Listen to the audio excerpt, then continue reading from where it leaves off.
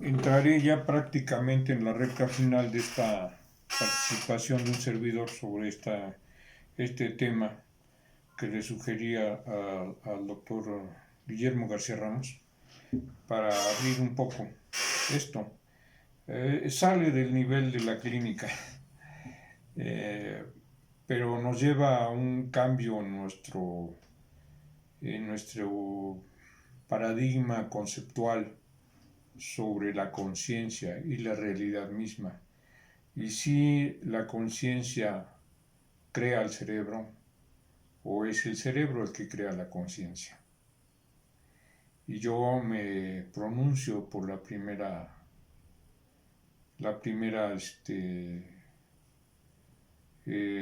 primer postulado, porque yo creo que hay suficiente evidencia científica que nos permite determinar que la realidad es solamente una proyección de nuestras mentes que es creada por la conciencia y se manifestada en el cerebro.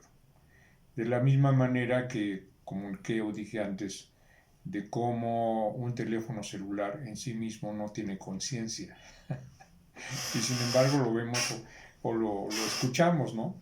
Si estuviéramos en el siglo XV diríamos, ah, caray, este aparatito piensa por sí solo. Y no es así, es simplemente el receptor. De la misma manera podríamos pensar que el cerebro humano es el receptor de la conciencia. Por muy compleja que sea, pero así como es de compleja esta máquina cerebral, que podría ser realmente o reunir las bases para operar en lo que conocemos como la Matrix, pues es una máquina virtual. El cerebro opera como si fuera una máquina virtual. Ya ven que ustedes pueden hacer dentro de la computadora, crear una máquina virtual que no sea una máquina real. Y puede estar operando bajo principios de la computación real. Sobre esto quiero establecer una diferencia entre lo que es la computación binaria de la computación cuántica. La computación cuántica utiliza todos los principios de la mecánica cuántica y es potencialmente extraordinaria en su funcionamiento. Entonces, aquí quiero llegar a otros puntos de conocimiento muy interesantes que están basados en la mecánica cuántica. Hablamos ya al principio de incertidumbre, el experimento de la doble rendija, el entrelazamiento cuántico, y ahora déjenme contarles otra cosa. Hace unos 20 años aproximadamente, invité a un neurocientífico, Karl Pribram, ahorita recordé su nombre, no lo recordaba, Karl Pribram, que utilizó un principio, vino aquí a Celaya, aunque usted no lo crea, vino a Celaya, acá al rancho, y lo invitó un servidor, y nos dio una conferencia interesantísima sobre la teoría holonómica del cerebro. Teoría misma que utilizó el gran físico David Bohm en su teoría llamada el universo implicado, el orden implicado, así lo llama. Y de esto voy a hablar también. Entonces, sobre estos principios, dejen comentarles algo. Cuando llegó el doctor Pribram para explicarnos este asunto de la teoría holonómica, recuerdo muy bien que nos proyectó una diapositiva. En ese entonces se usaban diapositivas, ya no se usan.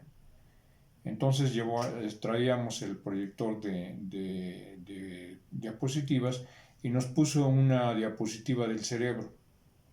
Todos vimos todo en la pantalla del cerebro. y quitó la lente de proyección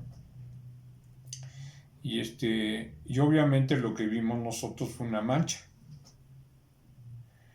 Y entonces nos dijo, ¿y qué ven ahí? No, pues pues una mancha, ¿verdad? Bueno, dice, eso es el orden implicado. Y quiere decir que un punto contiene la totalidad y les voy a demostrar por qué. Entonces se llevó la lente. Imagínense que esta es la pantalla. Si quieres apunta a la pantalla. Imagínense que esta es la pantalla. Entonces está el proyector allá y proyecta la imagen del cerebro. No se ve la mancha, ¿verdad? Entonces ponía la lente aquí y la mancha y el cerebro se veía aquí. Ponía la lente acá y el cerebro se veía aquí. Y lo ponía lente acá y el cerebro se veía aquí. Fíjense qué interesante y simple.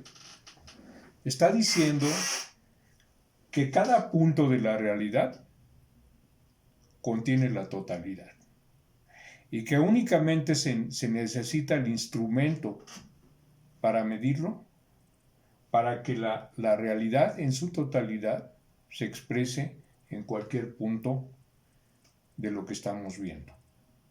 Esto tiene que ver con la transformada de Fourier, que muchos de ustedes ya conocen a la perfección y explica el mapeo cerebral y muchas cosas en neurofisiología. Entonces, de esa manera tan simple nos explicó lo que sucedía. Luego, David Bohm toma el principio. David Bohm fue amigo del filósofo hindú Krishnamurti, pero también fue amigo de Albert Einstein, y él concibió la teoría del orden implicado. Entonces llegó todavía las cosas a un plano del universo, del concepto del universo, y diciendo, el universo es un gran holograma, y como ustedes saben, cualquier punto del holograma contiene la información total del universo. ¡Wow! ¿Qué estás diciendo? Que cada punto contiene la totalidad. Y es como si ahorita los hiciera reflexionar sobre este punto. Sale mi proyección mental. Le pregunto a Dora, ¿tú crees que aquí esté el canal de Playboy? Y me dice, pues es posible que sí. Con esta explicación de lo que le hicimos del teléfono y del principio de incertidumbre, podemos decir que aquí en este pequeño espacio existe la totalidad de las ondas que están transmitiendo en todo el planeta terrestre. Que únicamente se necesita el instrumento de medida para traerlo a la realidad. Entonces, ¿por qué no pensar que cada punto del universo podría contener la totalidad de la información del universo? Ese es el orden implicado. Evidentemente, se explicita con un instrumento de medida. Eso es algo que no tenemos conscientemente, pero no sabemos si los instrumentos de medida están profundamente inconscientes en el cerebro y están operando en un nivel que no tenemos ni idea. Porque si una maquinaria tan compleja como el cerebro, que tiene 16,000 millones de neuronas y cuyas sinapsis están en el orden de 80,000 sinapsis por cada célula, de 80,000 a 50,000 a 5,000 sinapsis, podríamos decir qué nivel de redes o qué cantidades de redes se podrían originar en el cerebro. De hecho, el doctor Pribram sugirió que cada célula del cerebro contiene la totalidad de la información del cerebro. De allí que los ritmos que se observan en el electroencefalograma sean tan uniformemente coordinados en un cerebro que opera en funciones basales normales. Uno puede ver el nivel de coherencia de la función cerebral en la totalidad del cerebro. Eso es cuando se ven condiciones basales. Entonces, no es tan descabellada esta teoría. Ahora, que el nivel de recuperación dependa, como lo comenté con algunos colegas, cuando hay una lesión neurológica, depende de la cantidad de cerebro que quedó funcional. Si la cantidad es suficiente, pues la persona puede recuperar en una buena medida sus funciones cerebrales, o inclusive hacer que otras se descubran, porque como se pierde muchas veces el factor de inhibición, algunas otras áreas del cerebro se expresan con mayor avidez. Tal es el caso de los pacientes que llegan a desarrollar lesiones hemisféricas izquierdas y de repente desarrollan un talento artístico insospechado. O de los enfermos que sufren de demencia, que en el episodio inicial de la demencia, cuando no han caído en el extremo, llegan a expresar una actividad creativa inmensa porque otras zonas se dispararon. Bueno, ¿qué quiere decir? Que la totalidad de la información está allí y que puede expresarse de una manera u otra. Y tal vez deberíamos de usar esos nuevos paradigmas para encontrar otras vías de recuperación en cerebros que están aparentemente dañados, pero la información está allí. Creo que eso es importante tenerlo en cuenta. Bueno, pasando de ahí, de esta información del Dr. Bohm, del Dr. Karl Pribram, viene a surgir una corriente de pensamiento, una situación paradigmática distinta, en que ya no se contempla el cerebro en función a que opere en un sentido binario. Se acordarán que las computadoras operan en un principio binario de 0 y 1, 0 y 1, y así están codificados los bytes, los bits y los megabytes y todo esto que ocurre en la computación binaria. ¿Opera nuestro cerebro en función a lo binario? Sí. ¿Por qué? Porque existen los potenciales de acción y los potenciales de reposo. Cuando un potencial alcanza el umbral, se dispara la neurona y entonces tenemos una respuesta de 1, y si está en reposo opera en función del 0. Entonces es binaria. Pero ¿qué les diría si cada neurona operara sobre una base cuántica? El cerebro no es un órgano que opere sobre bases binarias. Opera sobre bases cuánticas. Y cada neurona podría estar de hecho funcionando con estos principios cuánticos.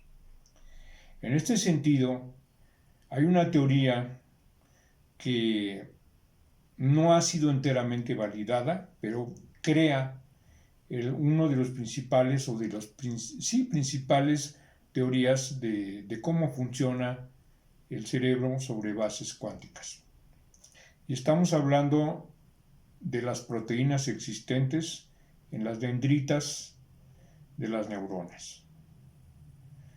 Estas moléculas, parte de la fibrina de las que constituyen las neuronas, operan sobre los principios de no localidad, entrelazamiento cuántico y principio de incertidumbre. Al operar sobre estas bases, la potencia computacional del cerebro se eleva a proporciones astronómicas. Ya no estamos hablando de todas las posibilidades de conexiones que tiene el cerebro, que ya en sí mismas son astronómicas y se ven desde un punto de vista binario, pues desde un punto de vista desde un punto de vista cuántico, son proporciones simple y llanamente infinitas. Infinitas. Entonces el potencial del cerebro creo que aún no ha sido descubierto en su totalidad. Nuestros juicios, prejuicios, ideas, concepciones preconcebidas están limitando ese potencial del cerebro. Porque simplemente nuestro pensamiento está funcionando como una especie de virus. De virus porque ahí está implícito nuestro ego. Es como un virus para la función cerebral. Entonces el virus, ¿qué está diciendo el virus? No puedes, no debes, te juzgo, todas estas cosas que ocurren en la condición humana y que no liberan el potencial de la función cerebral que tiene una base cuántica. Eso es lo que considero. Les voy a poner al final de esto un video sobre la teoría de Hameroff y de Roger Penrose sobre el asunto de la función cerebral vista en un nivel cuántico, una teoría que no ha sido reforzada precisamente porque nuestra forma de pensar es todavía aún muy clásica, está basada en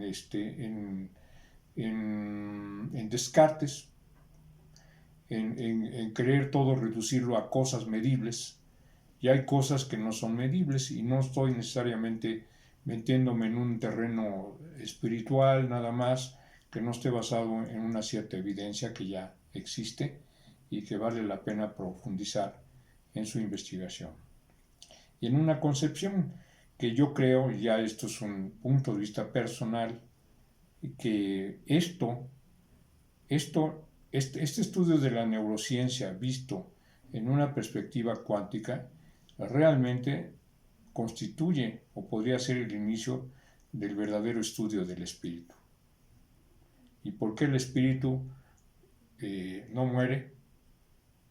Todos tenemos creencias. La mayor parte de las gentes creemos en algo de que no muere el espíritu. Yo creo que ahora hay una suficiente base en mecánica cuántica, en ciencia, para decir que la muerte no termina con nuestro fallecimiento físico. Y que el cerebro tiene un gran potencial que rebasa cualquier medida y que opera sobre el principio de la no localidad.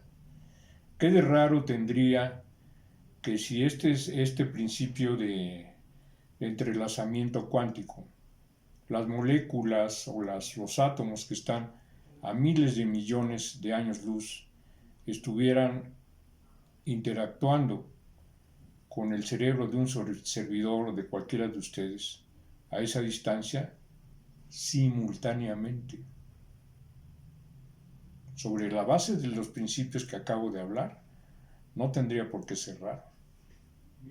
Entonces, que los budistas digan, o que el Buda haya dicho, sobre esta base, cuando se corta una flor se perturba la totalidad del universo, podemos decir, a carambas, está hablando del principio de entrelazamiento cuántico.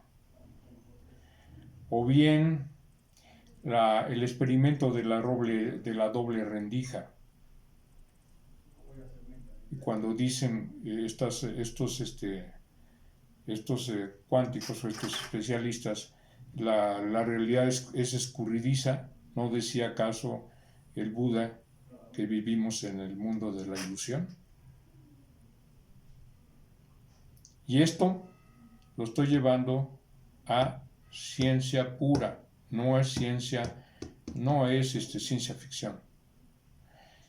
Temas de reflexión, queridos amigos, que nos llevan a un replanteamiento muy profundo de la función cerebral. Les agradezco mucho su atención. Muchas gracias.